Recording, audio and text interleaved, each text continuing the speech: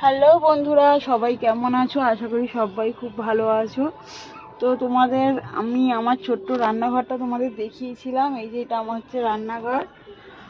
আর তোমাদের একটা টেকনিক দেখাই, আমি ফেসবুক থেকে দেখেছিলাম, তার টেকনিকটা বেশ ভালো কাজ করছে। আমি তো কাঠে রান্না করছি, তোমাদের টেকনিকটা দেখাচ্ছি। দেখো, প্যাকেট দিয়ে রান্না করি। এই যে হাঁড়িতে ভাত হয়ে গেছে, ভাতটা উপর দিয়েছি, দেখো এখন খুব গরম। আর আমি এই প্যাকেটটা তোমাদের ওপেন করে দেখাচ্ছি যে পড়ে না তো সত্যি দেখছি। আমি তো কদিন ধরেই করছি, 2 মাস হয়ে গেল কাঠে রান্না করছি। তো দেখো এই যে প্যাকেটটা, এই আমি তুলছি, এই দেখো পুরো কাঠে রান্না করেছি। পুরো কালিটা এই যে পেপারে রয়েছে, তো খুব সুন্দর। আর এই যে একটু একটু যে কালিগুলো লেগে আছে, এগুলো এমনি সার্পো দিয়ে ধুলে খুব ভালো করে হয়ে যাবে একদম।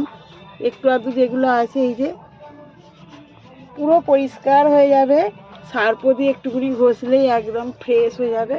আর এই দেখো হাঁড়িটা একটুও পড়ে নে, খুব ভালো এই টেকনিকটা। আমার তো খুব ভালো লেগেছে, ফেসবুক থেকে টেকনিকগুলো দেখি।